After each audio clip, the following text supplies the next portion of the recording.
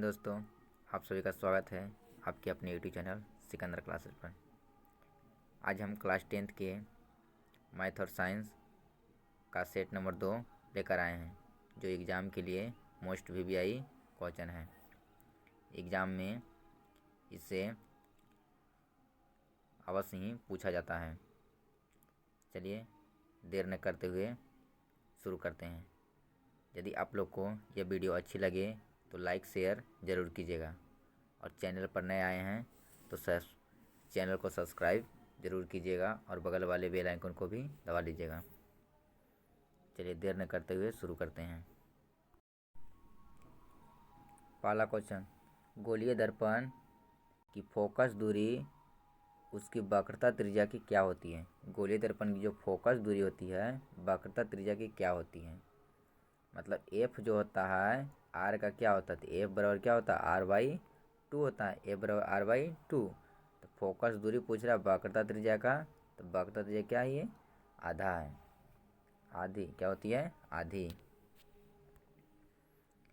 दूसरा नंबर, कर हजामत या दाढ़ी बनाने में रोगियों के कान, नाक एवं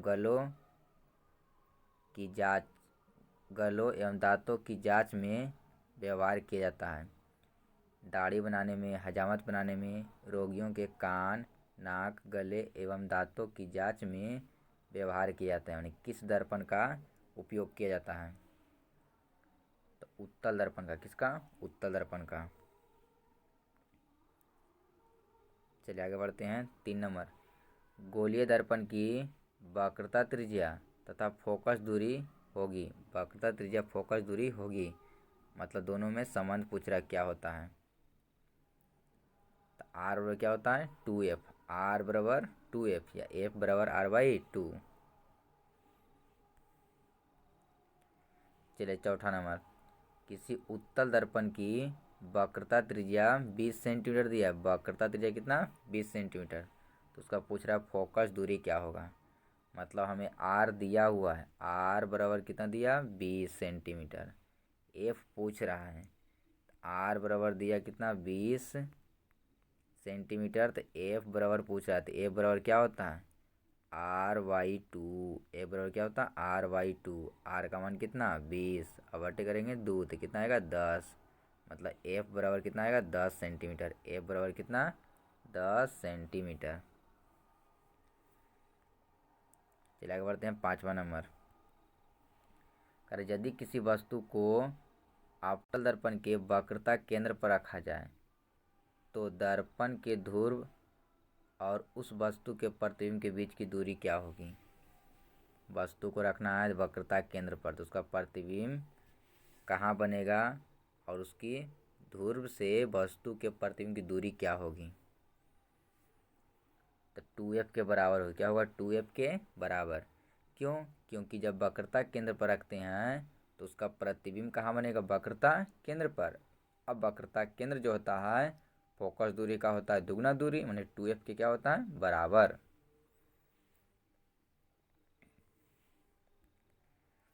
छठा नंबर, किस दर्पण को अभिसारी दर्पण कहते हैं। किस दर्पण को अभिसारी दर्पण कहते हैं। अवतल दर्पण, किस दर्पण को, अवतल दर्पण को बोलते हैं अभिसारी दर्पण।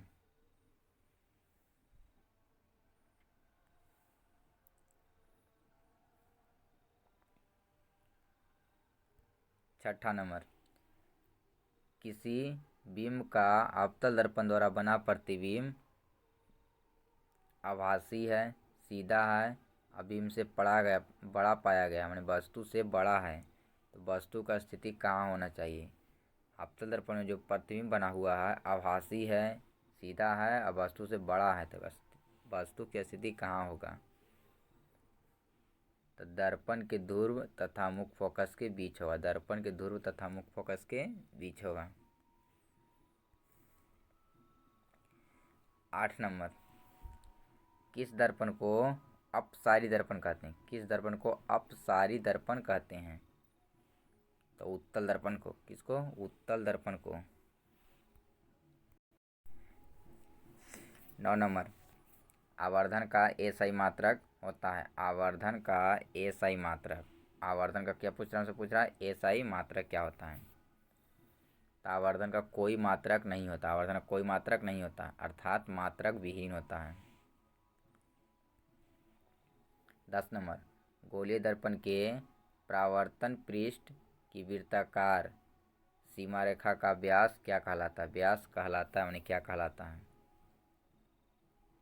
तो दर्पण का द्वारक क्या कहलाता है, दर्पण का द्वारक।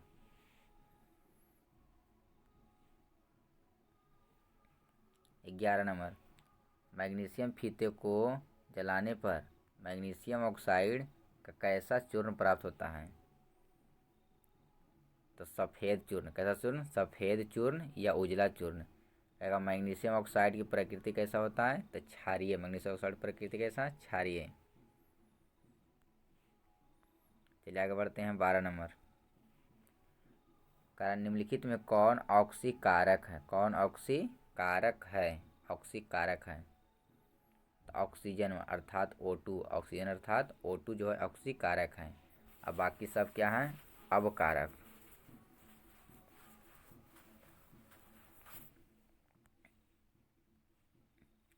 13 नंबर, हमारे शरीर में भोजन का पाचन किस प्रकार की अभिक्रिया है। हमारे शरीर में जो भोजन का पाचन होता है वह किस प्रकार की अभिक्रिया है। तो ऑक्सीकरण, उपचयन या वियोजन। ऑक्सीकरण, उपचयन और वियोजन है। ऑक्सीकरण, उपचयन या वियोजन अभिक्रिया है।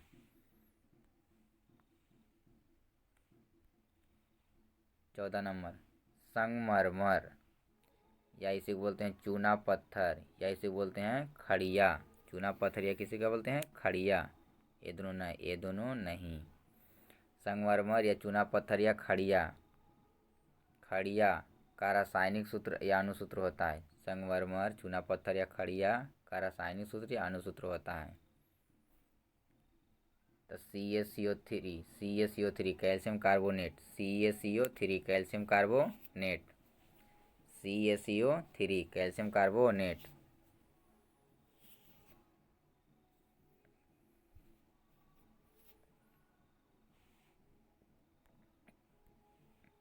15 नंबर, बिना बुझा हुआ चूना। बिना बुझा हुआ चूना या चूना या इसे बोलते हैं कली चूना या इसे बोलते हैं क्या, कली चूना का अणुसूत्र होता है।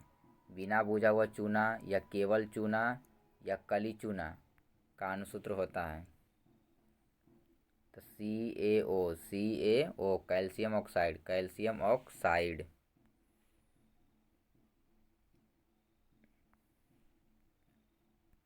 16 नंबर, Na2SO4 प्लस BaCl2 तो बना का BaSO4 NaCl। मतलब यहाँ से एक पदार्थ यहाँ से हटा और इसके साथ अभिक्रिया किया और यहाँ से एक हटा इसके साथ, मैंने दोनों क्या कर रहा है कि अदला बदली कर रहा है। इसके पास A चला गया, इसके पास A चला गया। तो कौन विस्थापन, द्विविस्थापन। कौन अभिक्रिया कहेंगे, द्विविस्थापन अभिक्रिया। जब दोनों यौगिक अपने अपने आयनों का अदला बदली करेगा तो उसको बोलेंगे द्विविस्थापन अभिक्रिया।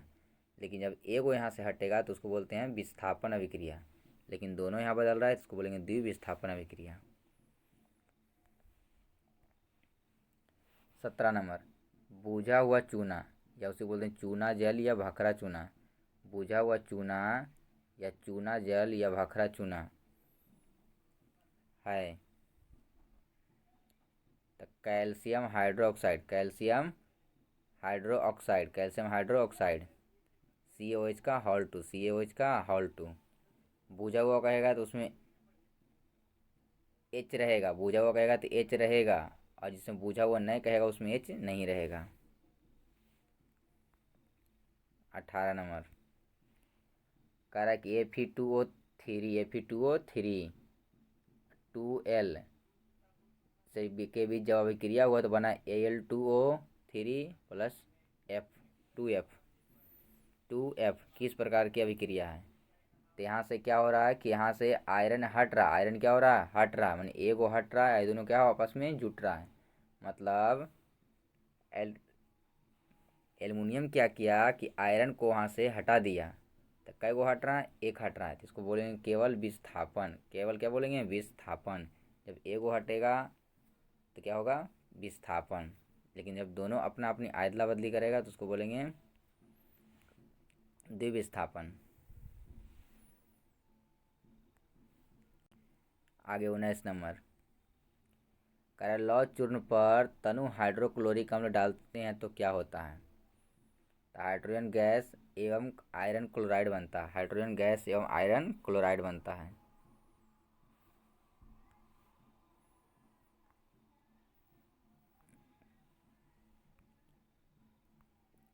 20 नंबर, करा इनमें से कौन प्रकाश संश्लेषी अंगक है? प्रकाश संश्लेषी अंगक है तो क्लोरोप्लास्ट। क्लोरोप्लास्ट किसको बोलते हैं? क्लोरोप्लास्ट को।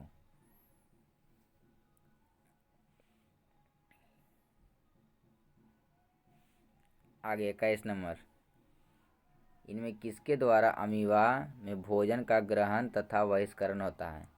अमीबा में किसके द्वारा भोजन का ग्रहण और बहिष्करण होता है? तो कुटपाद या पादप द्वारा। कुटपाद या पादप द्वारा। 22 नंबर, मानव शरीर की सबसे बड़ी ग्रंथि क्या है? मानव शरीर की सबसे बड़ी ग्रंथि क्या है?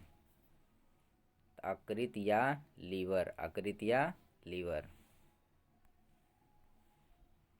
23 नंबर, ग्लूकोज के एक अणु से ऑक्सीजन के कितने परमाणु होते हैं? ग्लूकोज के एक अणु में ऑक्सीजन के कितने परमाणु होते हैं?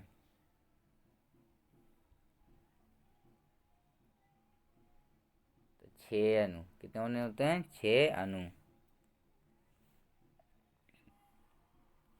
24 नंबर, मनुष्य में कौन अवशेषी अंग होता है? मनुष्य में कौन अवशेषी अंग होता है? अपेंडिक्स या सिक्कम। अपेंडिक्स तथा सिक्कम। अपेंडिक्स तथा सिक्कम। 25, क्लोरोफिल वर्णक या रंजक का रंग कैसा होता है? क्लोरोफिल वर्णक या रंजक का रंग कैसा होता है? तो हरा। कैसा होता है? हरा।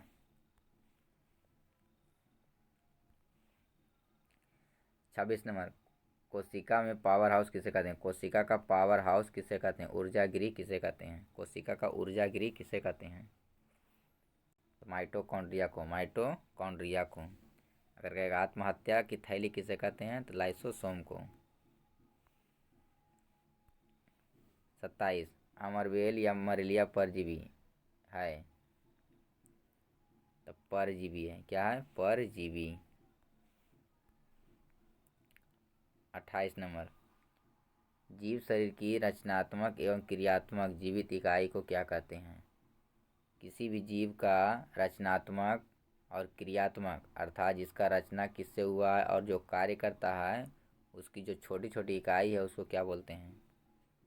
तो कोशिका। क्या बोलते हैं? कोशिका। 29 नंबर, मनुष्य के आहार नल की लंबाई कितनी होती है? मनुष्य के आहार नल की लंबाई कितनी होती है? तो 8 से 10 मीटर। 8 से 10 मीटर।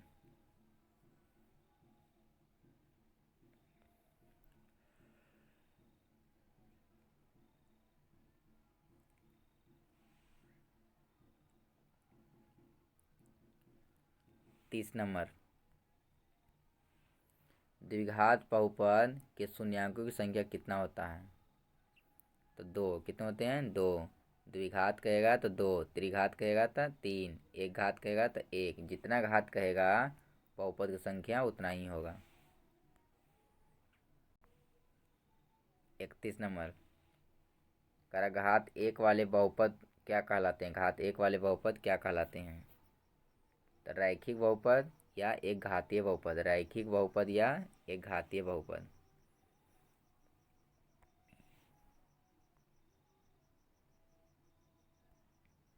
32 नंबर, बहुपद इतना के शून्यांक अल्फा और बीटा है तो अल्फा इंटू बीटा का मान होगा। Alpha into beta. तो अल्फा इंटू बीटा होता है सी बटे क्या होता है? ए। सी बटे क्या होता है? ए। और सी का मान तो सी कहेंगे किसको? तो जो कांस्टेंट रहेगा जिसमें एक्स नहीं रहेगा उसको हम लोग बोलेंगे सी। जिसमें केवल एक्स रहेगा, केवल एक्स, तो उसके जो गुणांक रहेगा, उसके जो आगे गुना रहेगा उसको बोलेंगे बी। और जो एक्स स्क्वायर रहेगा, जो एक्स स्क्वायर उसके आगे जो रहेगा उसको, जो उसके साथ गुना करेगा उसको बोलेंगे ए। एक्स स्क्वायर के साथ जो गुना करेगा उसको बोलेंगे ए। एक्स के साथ जो गुना करेगा उसको बोलेंगे बी। और जिसमें एक्स नहीं रहेगा उसको बोलेंगे सी। तो सी का मान कितना, 5। अब बटे ए का मान कितना, एक्स स्क्वायर गुणांक कितना है, 1। तो 1/5 का मतलब 5। कितना हो जाएगा, 5। 33 नंबर, बहुपद इतना इतना के मूलों का योग होगा। योग का मतलब अल्फा प्लस बीटा। तो अल्फा प्लस बीटा बराबर होता है क्या है, तो अल्फा प्लस बीटा बराबर होता है माइनस में बी बटे ए, माइनस में बी बटे ए। अब समीकरण से देखेंगे बी का मान कितना है, तो माइनस, सूत्र में होता माइनस, अभी बी का मान, बी कहेंगे किसको, तो जो एक्स के साथ गुना करेगा, तो एक्स के साथ कितना गुना कर रहा है, तो माइनस में 4, माइनस में 4। तो बी का मान कितना हो गया, माइनस में 4। अब बटे ए कहेंगे किसको, तो एक्स स्क्वायर के साथ जो गुना करेगा, तो एक्स स्क्वायर गुणांक कितना है, 1। तो 1, तो माइनस गुने माइनस का हो जाएगा प्लस में 4, प्लस में 4। तो ऑप्शन नंबर बी, प्लस में 4, ऑप्शन नंबर बी। चलिए 34 नंबर, कह रहा बहुपद इतना के मूलों का गुणनफल होगा, मूलों के गुणनफल। तो मूलों का गुणनफल कहने का मतलब alpha into beta, alpha into beta क्या होता है, तो सी बटे ए होता है। अल्फा इंटू बीटा क्या होता है, सी बटे ए। सी का मान कितना है, तो यहाँ से सी का मान कितना है, 1। और ए का मान कितना है, 4, माने 1 बटे कितना, 4। तो ऑप्शन नंबर कितना, सी, 1/4। 35 नंबर, करा द्विघात बहुपद इतना इतना के शून्यांक अल्फा बीटा है, तो अल्फा प्लस बीटा पूछ रहा हमसे। तो alpha plus beta, alpha plus beta बराबर क्या होता है, माइनस में बी बटे ए, माइनस में बी बटे ए। तो माइनस, अब बी का मान कितना, तो बी का मान कितना है, माइनस में 1। अब बटे ए का मान कितना, 1। माइनस गुने माइनस क्या हो जाएगा, प्लस में 1/1 बराबर कितना, 1। एक ऑप्शन नंबर कितना हो जाएगा, सी, 1। यहाँ पर छू मिटरा हुआ है 1। 36 नंबर, कार्य निम्नलिखित में कौन बहुपद नहीं है, कौन बहुपद नहीं है। तो बहुपद का पहचान है कि बहुपद का पावर कभी भी निगेटिव नहीं होना चाहिए, पावर कभी भी निगेटिव नहीं होना चाहिए। और पावर कभी भी भिन्न के रूप में नहीं होना चाहिए, पावर कभी भी भिन्न के रूप में नहीं होना चाहिए। तो बहुपद है। चलिए देखते हैं बहुपद कौन नहीं है। तो ऑप्शन नंबर सी, बहुपद नहीं है। क्यों, क्योंकि यहाँ पर एक्स का जो पावर देखेंगे किस पर, चर राशि पर। किस पर देखेंगे, चर राशि पर। तो यहाँ चर राशि एक्स है, इसमें एक्स का देखें यहाँ पर पावर कितना है, तो रूट एक्स का मतलब समझेंगे, रूट एक्स का मतलब एक्स के पावर कितना, 1/2। तो पावर किसके रूप में आ गया, भिन्न के रूप में। तो भिन्न के रूप में आ गया तो कह देंगे बहुपद नहीं है। 37 नंबर, रैखिक बहुपद का व्यापक रूप कहेगा तो ए एक्स प्लस क्या होता है, बी। रैखिक बहुपद का व्यापक रूप कहेगा तो ए एक्स प्लस बी का शून्यांक है, मैंने रैखिक बहुपद का शून्यांक पूछ रहा है। रैखिक बहुपद का शून्यांक होता है माइनस में बी बटे ए। रैखिक बहुपद का शून्यांक क्या होता है, माइनस में बी बटे ए। 38 नंबर, एक घातीय बहुपद का आलेख होता है। एक घातीय बहुपद का आलेख कैसा होता है, तो सरल रेखा। कैसा होता है, सरल रेखा। 39 नंबर, त्रिघातीय बहुपद के अधिक से अधिक कितने शून्यांक हो सकते हैं, तो 3। जितना घात कहेगा उतना शून्यांक होता है। 40 नंबर, एन घात वाले बहुपद के शून्यांकों की अधिकतम संख्या कितनी हो सकती है। तो एन घात का दिया तो कितने शून्यांक, एन शून्यांक, कितने शून्यांक, एन शून्यांक।